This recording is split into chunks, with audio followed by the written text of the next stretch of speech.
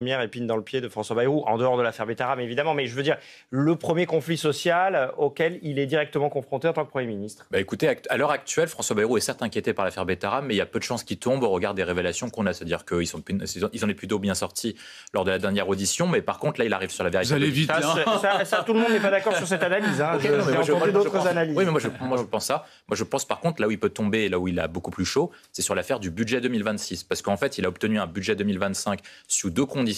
Un, c'était que Barnier se soit fait censurer et que les oppositions ne voulaient plus censurer de nouveau.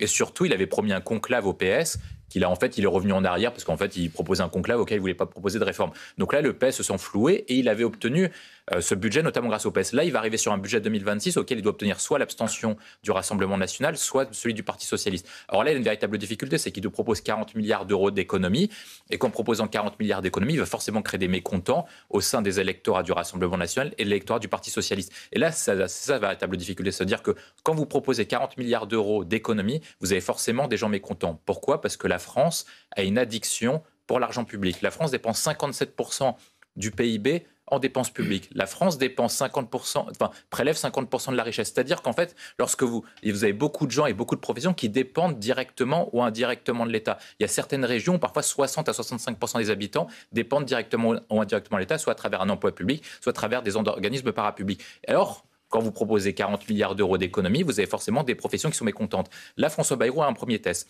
S'il lâche sur les taxis, c'est-à-dire que toutes les professions touchés par les mesures d'économie de Bayrou ou annoncées par Bayrou vont se mettre en colère. Et je pense qu'il doit y répondre immédiatement pour éviter ce qu'on appelle une convergence des luttes ou en tout cas une contamination des différentes professions qui sont mécontentes. Vous pouvez avoir les hospitaliers, vous pouvez avoir les professeurs, vous pouvez avoir un certain nombre de professions qui se mettent en grève en se disant François Bayrou cède sur les taxis, donc nous autres, on va y aller également, comme la SNCF par exemple. Principale fédération, William Tay, vous voulez réagir à ce qui a été dit, mais aussi à ces revendications, parce qu'effectivement, vous parliez tout à l'heure d'économie, clairement, l'assurance maladie essaye de trouver de l'argent, 300 millions. Bon, il faut appeler un chat, à un moment donné, on essaye de faire des économies, et en l'occurrence, les taxis ont l'impression que c'est sur leur dos. Oui, mais de toute façon, à chaque fois qu'on fait des économies, chacun se sent visé, parce que chacun pense que c'est sur son dos. Alors, il y a 3 points dans ce que dit Mathieu Slama. Le premier, c'est la question de la concurrence. Je pense que tout le monde et tous les téléspectateurs qui nous écoutent ont tous un forfait mobile, en tout cas j'imagine. Avant l'arrivée de Free sur le marché, les tarifs étaient réglementés, c'est-à-dire que SFR, Orange et Bouygues Télécom avaient pratiqué des tarifs qui sont élevés, avec des prestations qui n'étaient pas forcément adéquates avec le prix qui était payé, et pour autant l'arrivée de Free a permis de bousculer le marché avec des prestations qui étaient plus efficaces et en plus qui étaient moins chères. Donc vous êtes favorable à la concurrence ? La concurrence est plus utile tant qu'elle est, et ça c'est un vrai sujet, ça ne nous étonne pas. Tant qu'elle est loyale. Et là la difficulté qu'ont les taxis, c'est qu'en fait ils font face à une concurrence qui est déloyale avec des tarifs, notamment des VTC, qui ne payent pas toujours des impôts en France. Et une réglementation qui n'est pas la même. Une réglementation qui n'est pas la même. Et c'est ça, pour moi, la véritable sujet. C'est-à-dire que le sujet, c'est pas la concurrence, le sujet, c'est la concurrence qui est déloyale. Ensuite, après, sur ce que vous évoquez, sur la question des finances publiques et des services publics, je pense qu'il y a un sujet essentiel, on pourrait se mettre d'accord. Est-ce que la France n'a jamais autant prélevé de son histoire ? C'est ce que disent les stats de l'INSEE, c'est-à-dire que la France n'a jamais mis autant d'impôts et autant de taxes que jamais, actuellement en 2025. La France n'a jamais dépensé autant. Hormis Covid, on dépense actuellement 58% du PIB. Comment vous expliquez qu'avec autant de dépenses et autant d'impôts, il manque des professeurs, il manque des juges, il manque des policiers, il manque des services de public partout, et les gens disent dans les territoires ruraux et dans les territoires de France périphérique qu'il manque des services publics au niveau local. C'est très simple, parce que les politiques qui ont été menées sont des politiques qui ont affaibli les services publics. Bien sûr que si. On a sous-financé les services publics, on a baissé les budgets. Vous pouvez voir toutes les lois budgétaires, toutes les lois d'austérité qui ont été prises ces dernières années. Les services publics et après on dit qu'ils font plus bien leur travail. Oui, exactement. Les stats de la Cour des comptes disent que la France n'a jamais dépensé autant d'argent en termes publics, hormis en période Covid. C'est-à-dire qu'on n'a jamais dépensé autant en valeur absolue. 58% du PIB, donc on n'a jamais dépensé autant. La France n'a jamais n'a prélevé autant en valeur absolue, la France n'a jamais prélevé autant d'impôts et prélevé autant de taxes. Donc ce que vous dites n'est pas complètement exact, sinon ça se retrouverait dans des statistiques, soit de la Cour des comptes, soit de l'INSEE ou de quelque chose. C'est un fait que les services publics se sont affaiblis ces dernières années, c'est un fait, attesté par toutes les études. Sur ce que vous mentionnez sur la dette, actuellement, la France est en guerre commerciale avec les États-Unis. Or, les États-Unis de Trump ont un problème majeur et c'est pour ça qu'ils reculent sur sa guerre commerciale. Ils ont une dette. C'est qu'ils ont une dette énorme. Détenue en grande partie par les Chinois. Exactement. Or, ça montre justement que même les États-Unis qui ont la puissance monétaire du dollar, qui est la monnaie de référence internationale, et qui peuvent imprimer des billets à foison avec la Fed, ont des problèmes de dette. Pourquoi ? Parce qu'en fait, ce qui coûte cher, c'est le service de la dette et notamment la charge de la dette. Lorsque la charge de la dette est trop élevée, elles vont prendre une trop grande part de PIB, une trop grande part du dépense publique, ce qui est le cas actuellement de la France. La France est pas un problème de dette, c'est que, la dette ne sert à financer uniquement des dépenses de fonctionnement parce qu'on vit à crédit depuis des années uniquement pour payer des fonctionnaires, uniquement pour payer la charge de la dette et la charge des services publics. Et deuxième point, c'est que la charge de la dette, si ça continue comme ça avec l'explosion des taux d'intérêt, va dépasser le budget de la défense et le budget de l'éducation nationale. On ne peut pas se permettre de payer en frais financiers, et notamment en raison des mauvaises gestions des dernières années, une charge de la dette qui soit trop importante. Je pense que c'est ça le sujet. Et si on veut faire en sorte que cet impôt à venir ne touche pas les générations futures, il faut faire ce que dit à peu près François Bayrou. Je ne sais pas si vous nous disiez que la concurrence ne vous dérangeait pas. On pourrait imaginer un monde pacifique où cohabitent taxi et VTC. Il y a de la place pour tout le monde, je veux dire ? Moi, je pense qu'il y a toujours de la place pour tout le monde. Ensuite, après, la difficulté, c'est comment vous voulez organiser le système de transport en France. Le problème des VTC, le problème des taxis est très simple. C'est que dans les grandes métropoles, on applique des réglementations qui sont quasiment de plus en plus hostiles aux véhicules. Et dans le même temps, les VTC et les taxis se font une concurrence de plus en plus importante dans les grandes métropoles. Et donc, forcément, vous avez forcément des perdants dans cette affaire. Ça, c'est la première difficulté. La deuxième difficulté qu'on a... Ça concerne que les grandes métropoles, d'ailleurs. Ça concerne les grandes métropoles, parce que principalement, les VTC sont principalement en grandes métropoles. Il y a très peu de VTC dans les territoires ruraux. Et le problème des taxis dans les territoires ruraux, c'est qu'en fait, ils sont subventionnés, notamment par les transports sanitaires. Et c'est pour ça qu'ils manifestent. Ils ont raison de manifester sur certains points. La deuxième difficulté, moi, je pense, qui est principale, c'est qu'en fait, je pense que petit à petit, les taxis, en fait, ce qu'ils disent, notamment plus que la question des transports sanitaires, parlent des questions de concurrence déloyale, du fait qu'eux payent des charges importantes et que les autres, notamment les VTC, ne payent pas de charges importantes et que les charges sociales ne sont pas exactement les mêmes. Et je pense que ça va être ça le cœur du sujet. Qu'est-ce qu'il faut uniformiser ? Je pense qu'il y a un sujet d'uniformisation sur le fait d'avoir des règles qui sont équivalentes, parce qu'il est tout à fait normal que des gens qui sont en concurrence et qui exercent exactement la même chose fassent face aux mêmes contraintes. Vous avez des contraintes sur le niveau national, vous avez des contraintes des producteurs français par rapport aux producteurs européens, voire aux producteurs mondiaux, mais sur les taxis, c'est ça le sujet essentiel. Et je pense que le dernier sujet, ça va être là où François Bayrou va éventuellement agir.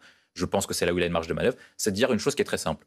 Plus l'État dépense, plus les impôts sont élevés, moins les taxis ont dans leur poche et moins les travailleurs ont dans leur poche. Avec une chose qui est très simple, plus le modèle social coûte cher, plus les dépenses publiques sont importantes, donc forcément vous avez des impôts qui sont importants. Avec une chose qui est simple, lorsque l'État dépense 57% du niveau de dépenses publiques, vous avez forcément un impôt qui est équivalent pour ne pas avoir un déficit trop important. Et donc je pense que son cœur du sujet, je pense qu'il en aura deux. Un, ça va être de faire en sorte d'harmoniser les règles, parce que pour la grande cœur de l'opinion publique, c'est normal que des gens soient soumis exactement aux mêmes règles et que des gens ne bénéficient d'un avantage particulier. Et je pense que le deuxième cœur du sujet qu'il va annoncer d'ici le 14 juillet, dans le cadre de ce qu'il fait, c'est de dire on ne touchera pas les transports sanitaires, parce que de toute façon, l'objectif, c'est de baisser le niveau des dépenses publiques, mais la baisse des dépenses publiques doit être corrélée à une baisse des charges et à une baisse des impôts. Et l'objectif, c'est que l'État dépense moins pour dépenser mieux, pour au final que les travailleurs obtiennent plus d'argent et que les acteurs économiques obtiennent plus d'argent. Avec quelque chose qui est très simple, si les entreprises payent moins d'impôts, ils ont plus de marge et donc ils peuvent mieux rémunérer leurs employés. Si les employés payent moins de supercharges, ils auront plus dans leur poche avec un truc qui est très simple. On a à peu près 5 000 € de super brut.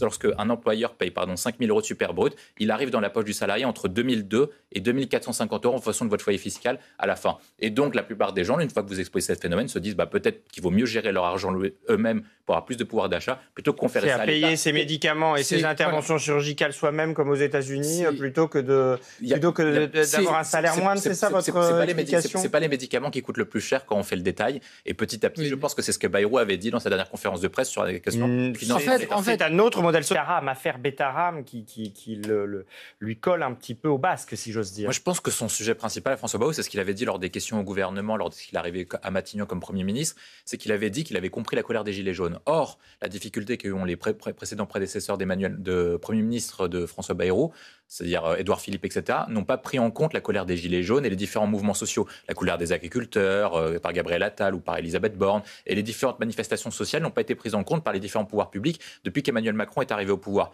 Or, François Bayrou veut s'inscrire en rupture avec ce qui s'est passé dernièrement, notamment sous les derniers premiers ministres d'Emmanuel Macron. C'est-à-dire que, 1, il doit recevoir, 2, il doit écouter pour faire la différence avec Emmanuel Macron qui a apporté une réponse uniquement verticale, et 3, il doit essayer de faire en sorte d'endiguer l'éventuelle crise pour éviter que ça se propage. Parce que François Bayrou s'inscrit dans un cadre qui est spécifique. C'est celle de préparer un budget 2026 et de trouver 40 milliards d'euros d'économies.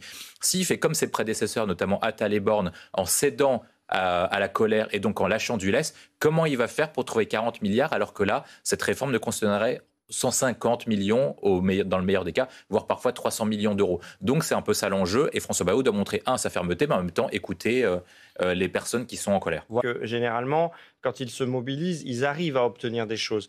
On voit les taxis, il pourrait y en avoir d'autres. C'est c'est le pire qui pourrait arriver à François Bayrou aujourd'hui dans sa situation. Oui, parce qu'en fait, il y a 2 points. Le premier point, c'est que le gouvernement a trop facilement cédé sur certaines réformes, et notamment lorsque la SNCF menaçait de bloquer à différentes reprises les transports pendant les fêtes, et le gouvernement a cédé à plusieurs reprises, ce qui a donné un signal à l'ensemble des professions, notamment les gilets jaunes, les agriculteurs, etc., en disant avec ce gouvernement, le seul moyen d'obtenir quelque chose, c'est le rapport de force et c'est le blocage. Donc lorsque vous avez cédé une fois, les autres professions se disaient légitimement, si les autres ont obtenu quelque chose comme ça, on va faire exactement la même chose. Et donc, la menace qui pèse sur François Bayrou, c'est de dire que s'il cède actuellement sur les taxis, un compromis qui ne soit pas considéré comme juste pour à la fois l'opinion publique et pour l'ensemble des professions qui sont visées, il y a un risque que petit à petit, les autres professions se mettent actuellement en grève. Les contrôleurs aériens peuvent dire, tiens, on se met en grève, notamment sur la question des transports aériens. Vous pouvez avoir les pilotes d'avion, vous pouvez avoir les hôtesses de l'air, vous pouvez avoir la SNCF de nouveau, vous pouvez avoir la RATP, vous pouvez avoir les infirmières, et les hôpitaux, l'éducation nationale, etc. Les profs, vous pouvez avoir un ensemble de gens qui vont manifester.